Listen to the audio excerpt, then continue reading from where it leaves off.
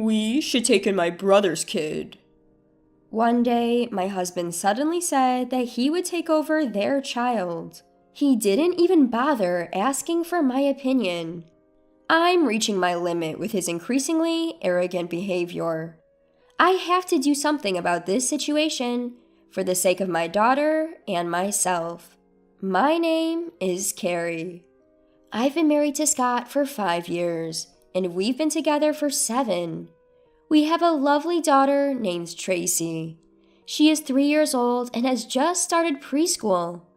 Life is simple, but peaceful and happy. I wouldn't trade my life with Scott and Tracy for anything. Then one day, Scott's brother Daniel got divorced. Daniel and his wife had a 4-year-old son named Bobby, and Daniel took custody. But it seems taking care of the kid was harder than he thought. Soon after the divorce, Daniel left a note and disappeared, leaving Bobby at their parents' house. Scott and I were called to his parents' house for a family meeting. The first thing his dad said was, Scott, Carrie, could you please take care of Bobby? I couldn't believe my ears. Wait, you want us to take care of Bobby? We're getting old and it's getting tough for us. You already have Tracy, right? What's one more kid? That's a bit much. Scott's parents have high blood pressure and frequent doctor visits. His mom even had a stroke before, so I knew they weren't in the best of health. I know it's hard for both father-in-law and mother-in-law, but we have Tracy, and taking on another child is just too much. Scott and I both work, so it's not like we're struggling financially, but that's beside the point. We're busy with work and already exhausted from taking care of Tracy and the household. We can't possibly take care of a growing 4-year-old like Bobby. I decided to be upfront and declined right there. I'm sorry, but we can't take Bobby in. We have Tracy and we're both busy with work. His dad wasn't moved by my words and kept pushing. I'm really sorry, we want to help, but we can't. Can't you take him for a while? We can't afford it. I can't, I'm sorry. Then Scott, who had been silent, clicked his tongue and glared at me. Carrie, what's wrong with you? Excuse me? Don't you care what happens to Bobby? Well, your parents could. So you're just gonna dump it all on them? You're the worst. Wait, what? How did this turn into me being the worst person here? I was just saying we can't take in another child because we have our daughter Tracy. Confused by Scott's outburst, I responded, Wait a minute, Scott. Like I said, we have Tracy. So what? Tracy is 3, Bobby is 4. They're practically the same age. Stop making a big deal out of one more kid.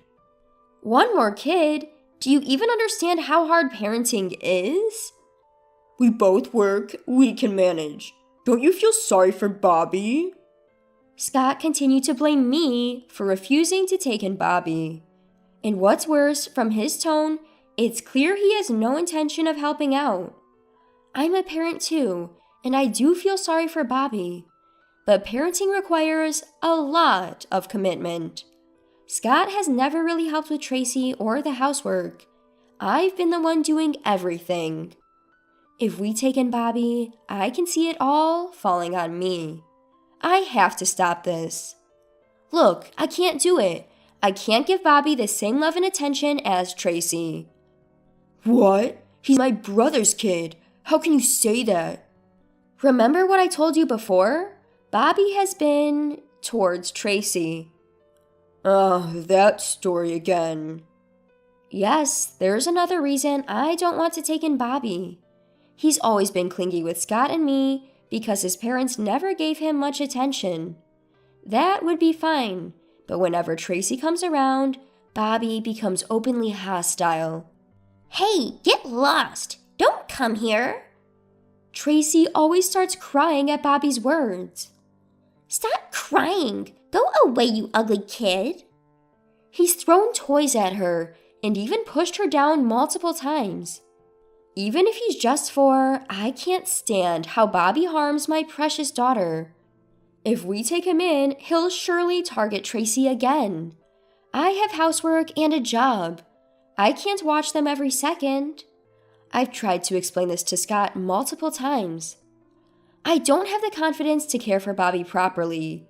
I don't want to start something I can't finish. What? Just try harder. He's my brother's kid. He's no different from our own. What are you talking about? They're completely different. I'm already overwhelmed with just Tracy. Scott doesn't lift a finger to help with our own child. He doesn't understand the challenges of parenting, so he can easily say, "Let's take him in." As much as Bobby is family, my daughter is my priority. I can't love him the same way I love Tracy. The love for the child I gave birth to is unparalleled. If I go along with Scott and his parents, I'll regret it. If Bobby treats Tracy coldly and she gets hurt, it's all for nothing. I must avoid making Tracy sad at all costs. Like I said, I can't. If you want to take him in, you take care of him. What's that supposed to mean? We're taking him in so we don't burden my parents. That's final. Got it? Scott probably just wants to look like he's a good son to his parents. In the end, he unilaterally decided we take in Bobby. Something has to change. Feeling this way, I took Tracy and went back to my parents' home. I explained the situation to my mom, who greeted us. So that's what happened. Scott wants to take in Bobby without even listening to me. My mom frowned, clearly concerned. You've mentioned before that Scott doesn't really help with Tracy, right? Yes, exactly. He leaves all the housework and childcare to me.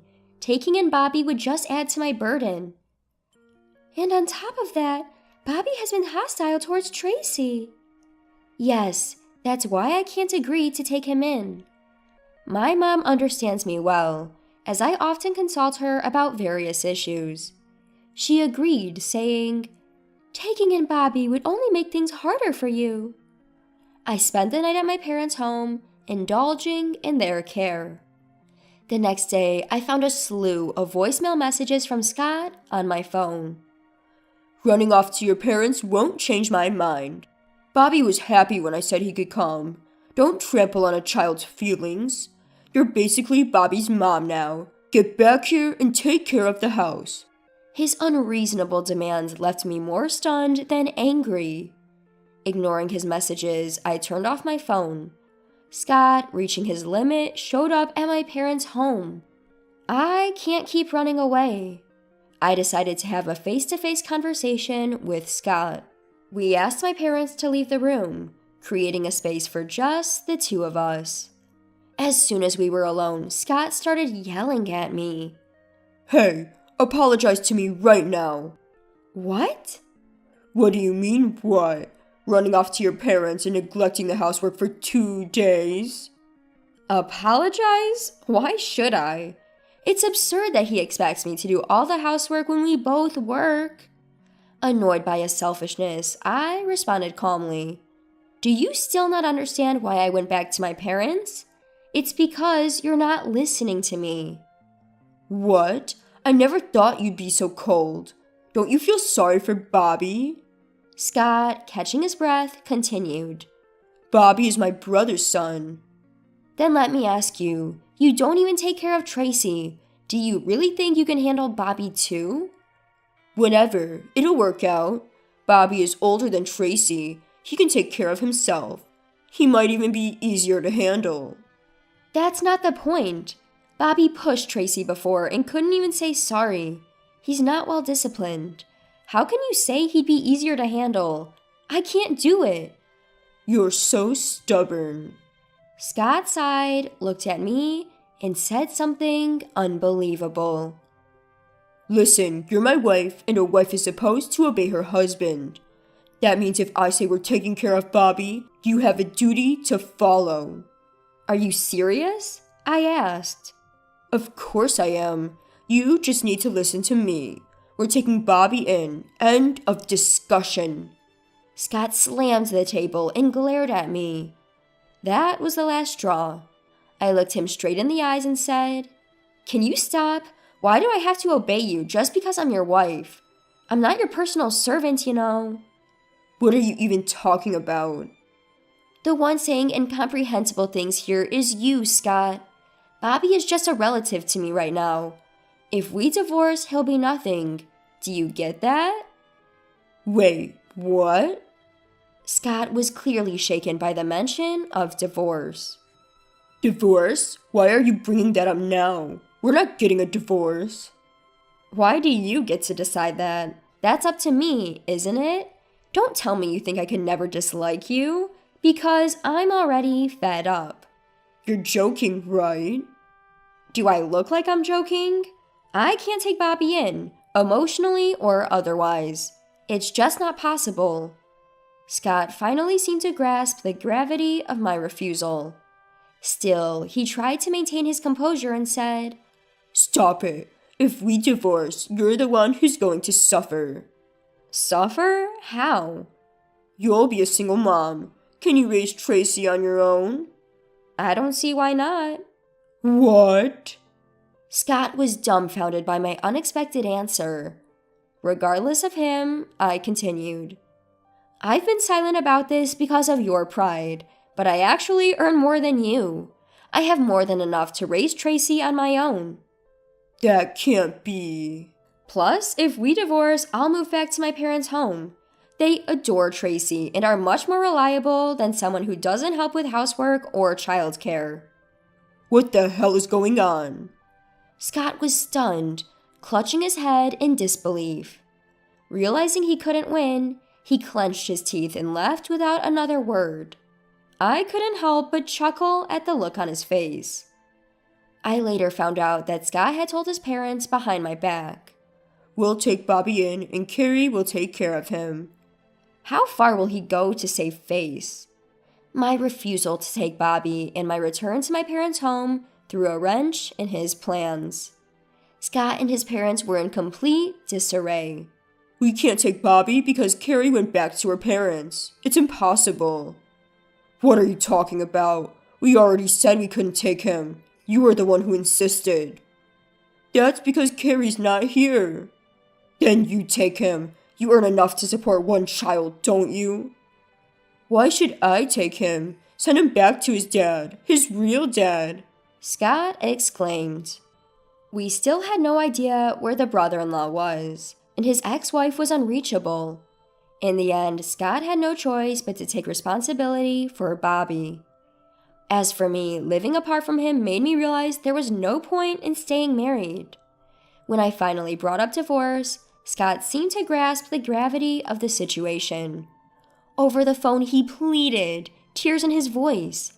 I'm sorry. I'll help with the housework and childcare from now on. Let's figure out what to do about Bobby together, okay? Please forgive me. No, I can't. What? Why should I believe you now? I've given you so many chances. I've asked you to help and cooperate, and you've ignored it all. It's too late to ask for forgiveness. But... I'm not heartless. If Scott had been helping with childcare and housework, if he had shown a willingness to work together on Bobby's situation, things might have been different.